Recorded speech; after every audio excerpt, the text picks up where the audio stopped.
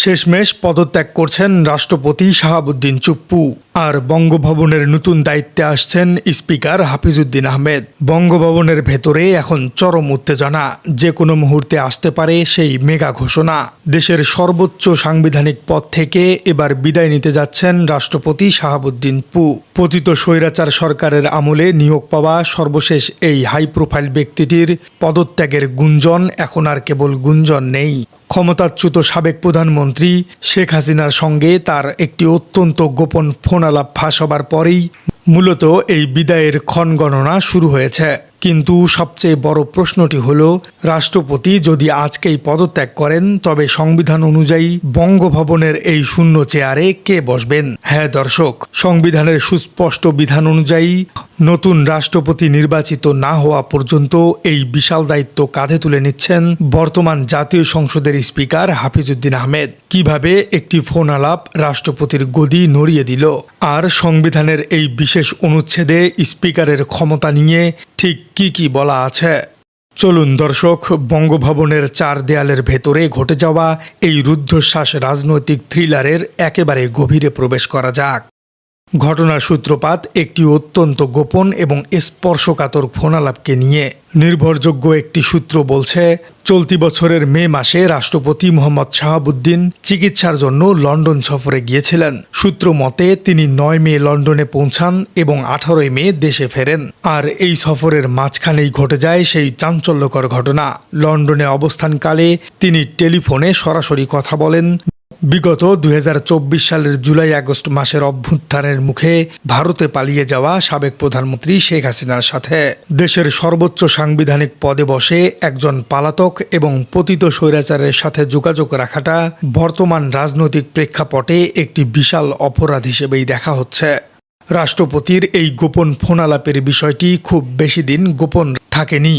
দেশের অত্যন্ত দক্ষ গোয়েন্দা সংস্থাগুলো দ্রুতই এই কথোপকথন ধরে ফেলে এবং সরকারের উচ্চ পর্যায়ে রিপোর্ট করে।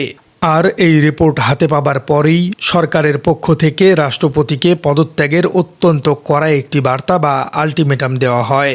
সরকারের উচ্চ পর্যায়ের একটি সূত্র অত্যন্ত স্পষ্ট ভাষায় জানিয়েছে, শাহাবুদ্দিন পদ ছাড়াটা এখন একটি স্বাভাবিক প্রক্রিয়া।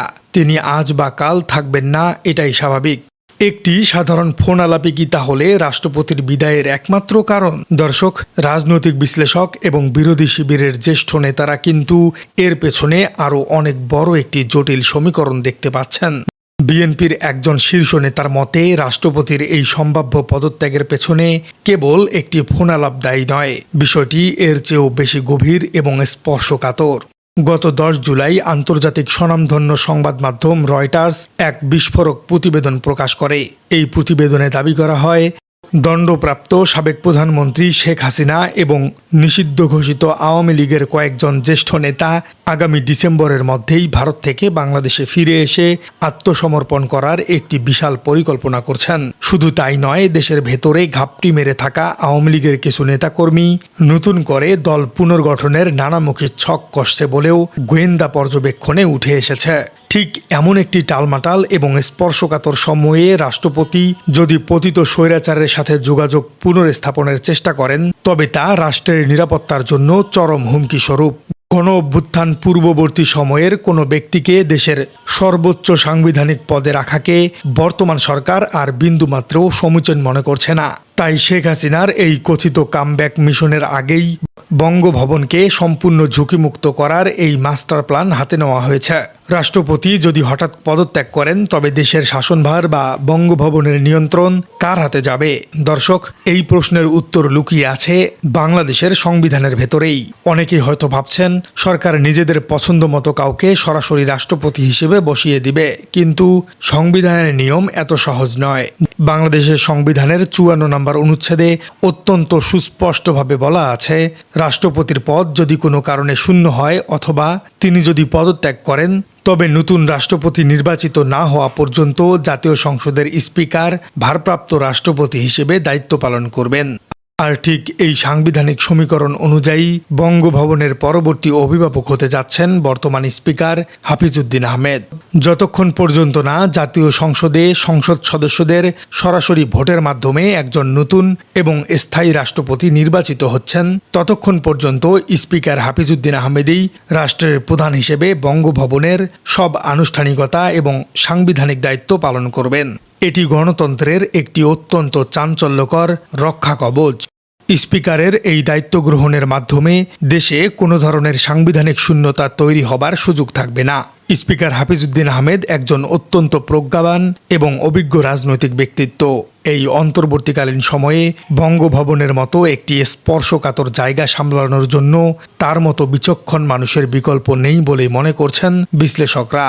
কিন্তু দর্শক, সরকার কেন হঠাৎ করেই রাষ্ট্রপতি এবং পতিত স্বৈরাচারের দোসরদের বিরুদ্ধে এত কঠোর অবস্থানে গেল? বর্তমান প্রধানমন্ত্রী তারেক রহমানের নেতৃত্বাধীন সরকার এই মুহূর্তে দেশের আইনশৃঙ্খলা এবং রাজনৈতিক স্থিতিশীলতা নিয়ে কোনো ধরনের ঝুঁকি নিতে নারাজ। সংশ্লিষ্ট সূত্র জানিয়েছে, গত 17 জুলাই মন্ত্রিসভার এক অত্যন্ত গুরুত্বপূর্ণ বৈঠকে প্রধানমন্ত্রী তারেক রহমান দেশের বর্তমান রাজনৈতিক পরিস্থিতি নিয়ে গভীর উদ্বেগ প্রকাশ করেছেন। তিনি অত্যন্ত কঠোর ভাষায় আওয়ামী লীগ, বাংলাদেশ ছাত্রলীগ, যুবলীগ এবং তাদের সহযোগী সংগঠনগুলোর বিরুদ্ধে চলমান অভিযোগ আরও জোরদার করার জন্য প্রশাসনকে নির্দেশ দিয়েছেন। বিএনপির এই জ্যেষ্ঠ নেতার মতে, রাষ্ট্রপতির এই পদত্যাগের বিষয়টিকে সরকারের পক্ষ থেকে একটি অত্যন্ত স্পষ্ট এবং কড়া রাজনৈতিক বার্তা হিসেবে দেখা যেতে পারে। এর মাধ্যমে তারেক সরকার মূলত দেশবাসী এবং আন্তর্জাতিক মহলকে বোঝাতে চাইছে যে তারা দেশের পরিস্থিতি অত্যন্ত নিবিড়ভাবে পর্যবেক্ষণ করছেন। আইনশৃঙ্খলা পরিস্থিতির অবনতি ঘটতে পারে বা পতিত স্বৈরাচারকে পুনর্বাসিত করতে পারে এমন যে কোনো ষড়যন্ত্রের বিরুদ্ধে বঙ্গভবনের মতো জায়গা থেকে যখন এমন কড়া মেসেজ দেওয়া হয়, তখন তা দেশের পুরো রাজনৈতিক কাঠামোতে একটি বিশাল মনস্তাত্ত্বিক প্রভাব ফেলে। শাহাবুদ্দিন কি আগেই নিজের এই করুণ বিদায় ঘণ্টা শুনতে পেরেছিলেন? দর্শক, 2023 সালের 24 এপ্রিল বাংলাদেশের 22তম রাষ্ট্রপতি হিসেবে শপথ নিয়েছিলেন মোহাম্মদ শাহাবুদ্দিন। কিন্তু তার এই যাত্রা মোটেও মসৃণ ছিল না। বিশেষ করে জুলাই গণঅভ্যুত্থানের পর থেকে তিনি বঙ্গভবনে এক প্রকার অস্বস্তিকর সময়ই পার করছিলেন। প্রিয় দর্শক, রাষ্ট্রপতি শাহাবুদ্দিনের এই সম্ভাব্য পদত্যাগকে আপনারা কিভাবে দেখছেন? শেখ হাসিনার সাথে ফোন আলাপ ফাঁসের পর তার কি আর এই পদে থাকা উচিত বলে আপনি মনে করেন? আর নতুন ভারপ্রাপ্ত রাষ্ট্রপতি হিসেবে স্পিকার হাফিজউদ্দিন আহমেদের দায়িত্ব গ্রহণ দেশের রাজনীতিতে কি ধরনের প্রভাব ফেলবে? কমেন্টে জানিয়ে দিন আপনার মূল্যবান মতামত। আর আমাদের চ্যানেলে নতুন হয়ে থাকলে চ্যানেলটি সাবস্ক্রাইব করে বেল আইকনটি বাজিয়ে দিন। দেখা হচ্ছে পরবর্তী কোনো ভিডিওতে। বললেন যে এটা একটা গুঞ্জন শোনা যাচ্ছে, তো গুঞ্জন তো গুঞ্জনই, আর এটা যদি ঘটনা হয় সেটা তো আমরাও দেখব। আপনি বললেন যে এটা একটা গুঞ্জন, গণমাধ্যমে আসছে, তো হতে পারে আপনারা রাষ্ট্রপতিকে জিজ্ঞেস করতে পারেন। প্রক্রিয়াটা না, এটা রাষ্ট্রপতি